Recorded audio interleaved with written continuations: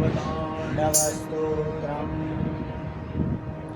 जटाटवीगलज्जलप्रवाहपावितस्थले गलेवलम्ब्यलम्बिताम्बुजङ्गतुङ्गमालिकां डमड्डमड्डमड्डमन्निनादवड्डमर्वयं सकारचण्डताण्डवं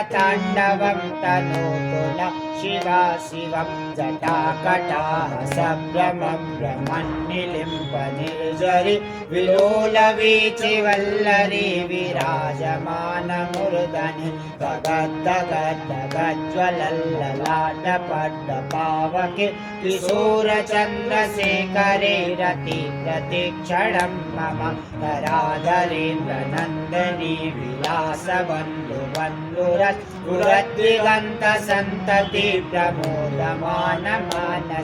कृपाकटाक्षधोरणे निरुद्धदुर्धरापदे क्वचिद्दिगम्बरे मनो विनोदमेतु वस्तुनि जटाभुजङ्गपिङ्गलस्फुरतबलामणिप्रभा कदम्बकुङ्कुमद्रव प्रलिप्तदिगवधूमुखे मदान्दसिन्दूरस्फुरत्वगुरुतरीयमेधुरि मनो विनोदमदभुतं विवर्तु भूतभर्तरि सहस्रलोचनप्रभृत्य शेषलेखशेखर प्रसूनिधूलिधूरणि विदूषरां त्रिपीठभुजङ्गराजमालया विबद्धजाटजूटका श्रीशिराय जायतां चकोरबन्धुशेखर ललाटचत्वरज्ज्वलद्धनञ्जय स्फुलिङ्गवा निपीतपञ्चसायकं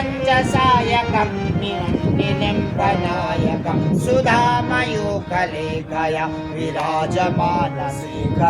महाकपालिसम्पदे शिरोजटालमस्तु नः करालभालपट्टिका धगद्धगद्धगज्ज्वलत् धनञ्जयाहुते कृतं प्रचण्ड पञ्चसायके नराधरेन्द्रनन्दने कुजाग्रचित्रपत्रका प्रकल्पनैकशिल्पिनि त्रिलोचने रतिर्मम नवीनमेघमण्डले निरुद्धदुर्धरस्फुरत् कुहूनिशीतिनीकम प्रबन्धबद्धकन्दरा निलिम्पनिर्झरीकरस्तनोतु पृथ्वीसिन्धुरा कलानिदानबन्धुरा श्रियं जगद्दुरन्धरा प्रफुल्लनीलपङ्कज प्रपञ्चकालिमप्रभा वलम्बिकण्ठकन्दलि रुचिप्रबन्धकन्दरं स्मरच्छिदं पुरच्छिदं भवच्छिदं मखच्छिदं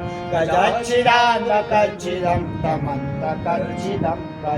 अखर्व सर्वमङ्गला कला कदम्ब मञ्जरि रसप्रवाह माधुरि ऋषुम्बडा मधुव्रतं स्वरान्तकं पुरान्तकं भवान्तकं मखान्तकं गजान्तकान्तकान्तकं तमन्तकान्तकं भजे जयत्वदभ्रविभ्रमत्प्रमद्भुजङ्गमश्वस विनिर्गमत्रमस्फुरत् करालबालहव्यवा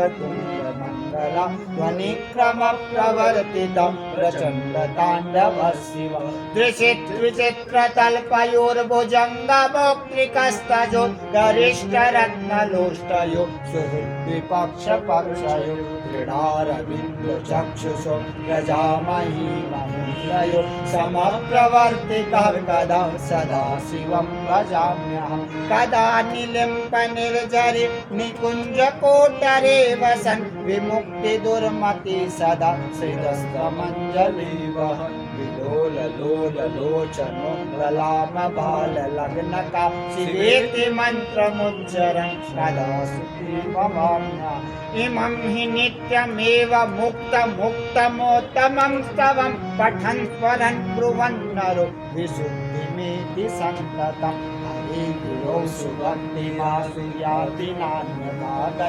विमोहनं हि देहिनां सुशङ्करस्य चिन्तनं विमोहनं हि देहिनां सुशङ्करस्य चिन्तनं विमोहनं हि देहिनां सुशङ्करस्य पूजावसानसमये दशवक्त्रगीतं यः शम्भपूजनपरां पठति प्रदोषे तस्य स्थिरा रथगजेन्द्रतुरङ्गयुक्ता लक्ष्मीं सदैव सुमुखीं प्रददाति शम्भो लक्ष्मीं